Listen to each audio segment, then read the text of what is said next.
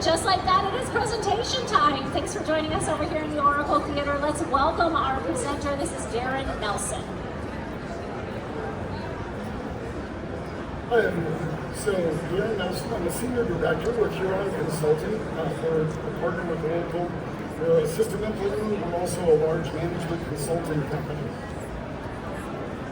So today, one of the things I'm going to talk to you about is actually what you need to do before you put something in, or after you've had it in for a while, and you want to learn how to optimize it. So a little bit of background on Huron. We have 2,000 clients that we serve just in 2024. We do about $1.5 billion a year in revenue. We've got 7,200 employees globally. As you can see up here on the left-hand side, we have a large portion of our service, which is around managed service and consulting management. So strategy, operational efficiency, things that are non-digital. But then we also have a large portion of our revenue, which is digital. So we take a lot of our leading practice from our management consulting practice and strategy, and we pull that down to figure out how can we put in digital for new implementation, optimization, utilizing a leading practice about how do we get a transformation. One of the things that we find pretty regularly is the two greatest ways to get change in your organization is a new law and a new system. So if you're not using that new system to be the catalyst for transformation, you're missing large opportunities and you spend a lot of your change management time and energy to not get to a business outcome. We end up doing a lot of remediations or new organizations, and they put in a system, but they didn't get the business result they were looking for, right? So I'm actually going to start here with a story. Alice in Wonderland. She goes up to a tree, Cheshire Cat. She says, I don't know which path to take. He says, where do you want to go? She says, well, I don't care. He says, does it matter? I see organizations all the time who don't really understand where they want to go before they ever put a system in. And two things happen. Number one, they don't get to a destination at the end, and they go, well, why didn't I end up here? Well, you didn't start out trying to do it. And number two, it puts a lot of time, pressure, and energy in the middle of the implementation, because now I'm asking folks on the front line to make those decisions. Well, where do you want to go? So one of the tools that we utilized at Huron, and I would suggest you guys utilize it in your own practices, is what we call a target operating maturity model assessment. So what we do is we take a snapshot at a very high level. It's not crazy down to the click these buttons. But my process in all of HR is say, for this process, we're going to go understand what your current state is across the 5 pillars, and we'll talk about those in a second. And then we're going to rate where you're at in the maturity curve for that process. Because again, my maturity may be very different in talent acquisition than it is in benefits. I design where is good enough and where do I need to be transformational because it impacts my business. And so we go and rate where you're at in that current state. And then we sit down with your leadership team and say, okay, over a 3-year time horizon, where do you want to be? Let's go by large functional units. Where do you want to be in these areas? Well, once we understand and put out a target, now we can help you with all the recommendations for that gap of how do I get from where we are today to where we want to get to in the next 3 years. We get a list of activities. Well, those list of activities can then be either a pre-implementation during or post, but at the end of the day, we know where we're going. So we start out current state, where do we want to go future state, recommendations to cover the gap, we do the rebound. Well, now you've got a game plan. Before you ever walk into an implementation or an optimization, the nice thing about this is where your operating model is today. I go to an implementation 2-3 years later. I go, hey, let's go do this again because we want to keep moving, right?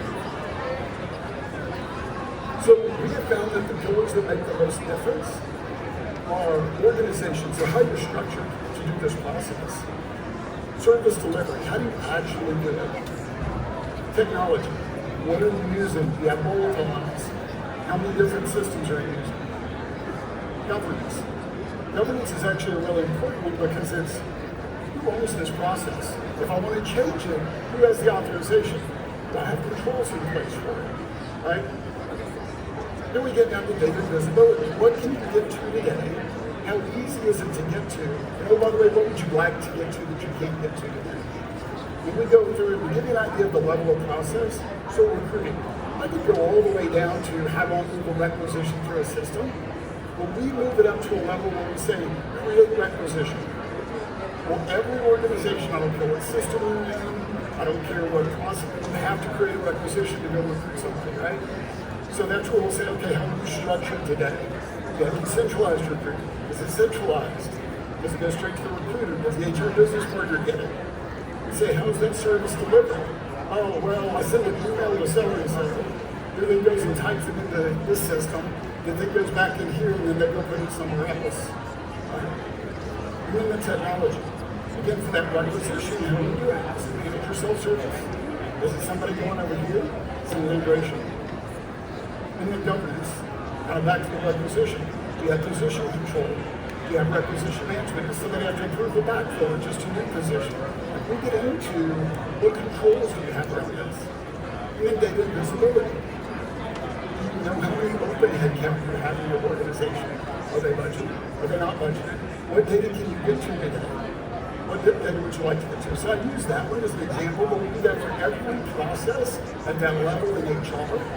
In each one of them, we capture all your current state, and then where we figure you're out on the maturity curve. Now, when we talk about the maturity curves, we have 4 big buckets. And we start out at basic. And this is usually, you can imagine the bell curve actually goes here, and this is a real forward tail. So I get about 10 to 15% in here, I get about 70% in here, I get about 10% right here, maybe 12, and this is your top 5%. So we usually get somewhere in here, depending on where you're at. I've got some places, we're still on paper performance reviews. Guess what? Really basic. Sorry, I hate to tell you, for collecting paper performance reviews for that process, you're here. But I may say, oh, well, for talent management, we'll already into succession planning 9 blocks and we do calibration sessions. Or you're probably over here. Right? Now, if you get really predictive with your analytics and go, oh, we've got a talent gap and a plan to build it for the next 3 years, guess what? You just made it to here.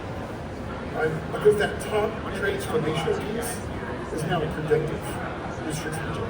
And I always say, this is the part where we say as HR folks, we want to get a seat at the table. Right? When we say seat at the table, they aren't making the strategy and they come to you in HR and going, well, can you go make this happen? They're coming to you and saying, what should we be thinking about in the future? I do a lot of healthcare work, so for me, when I've got a CHRO that's sitting in the room and talking about service lines they currently do not have, that they want to pick up long term, and the CHRO is in the room talking about where they have complementary skills and where do you think you're going to go and fill in gaps for service lines, that's a seat at the table. Is that helpful? I'm going to give some illustrations and some examples. So once we go through this exercise and determine where you are, on the same curve, we go and say, okay, where do you want to be? Now, when we do this, not only do we do it by each process, but we actually also look at the maturity curves by what I call HR functional areas. So I've got overall HR, I've got total rewards, talent acquisition, talent management, and then we've got payroll time, labor. Then we've got workforce management, right? We've got back-end, workforce planning, that type of thing. And so all the processes fit in those 5 buckets, and then roll up to overall HR with strategy administration. So we end up covering all of the areas. And again, not all of them have to be at the same level, because for your organization, where's good enough? The other piece is you can imagine the further under this curve, the more expensive it gets. Right? The other part is change management. I can probably get you from a 1 to a 3, and that's a pretty big jump. But to go from a 1 to a 4, anybody who's ever been in HR and had to move human beings, I can flip switches all day long. Flipping people's tough. Right? So, again, we'll sit and talk with the leadership, because now I'm not in the middle of an implementation or optimization. I want every bell and whistle. And then later I can't get anybody to do anything with it because I'm overwhelmed. Because we've made those decisions before we ever get into it.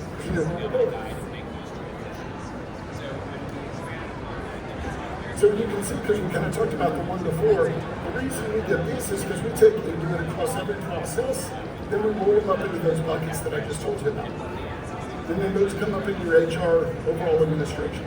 So we get a good feel that we can drill down into those numbers and tell you when you've got some strengths and weaknesses. So what that looks like is something along the lines of, hey, here's what we found in your current state. Here's some of the things that came out.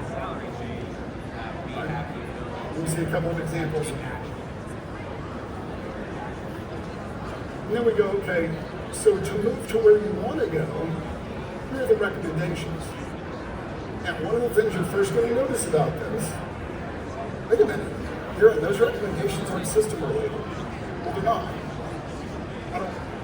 I'm not putting in a system. I'm trying to get a business outcome. We're trying to move your organization to the next step in the maturity curve. We're going to put in what we're going to think we need from an operating model, and then we'll end up coming in and having a system that supports it. You want your business process to drive your system out the other way. Implement single HR system, well, that's unified, integrated. Fortunately, that works really well because Oracle does better than just about anybody else I've ever seen. Standardized HR business processes, including TA, total rewards, talent management, payroll. Full utilization of employee self-service, manager self-service.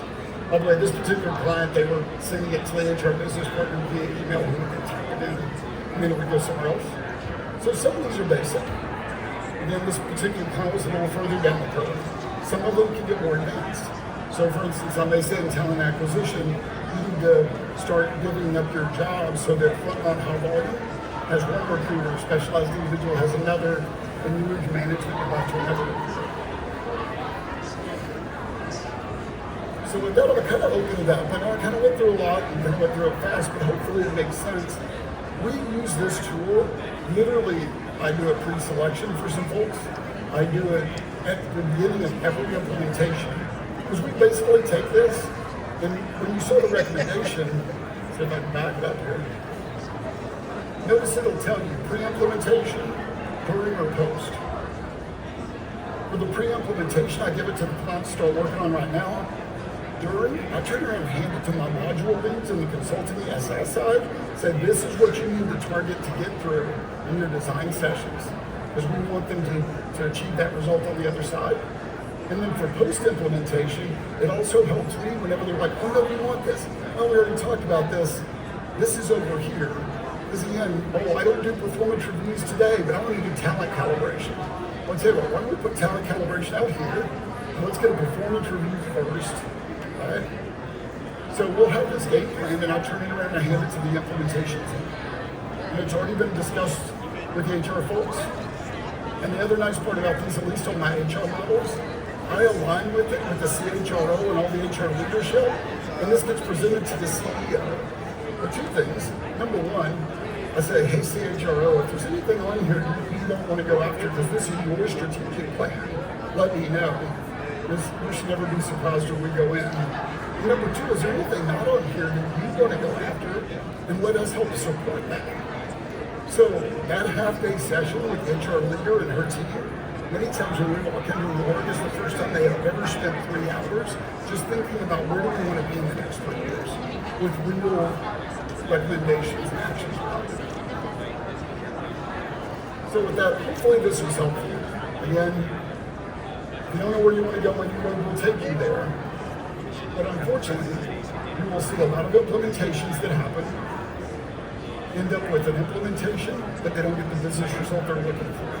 It's because they didn't know where they wanted to go before they went. Any questions?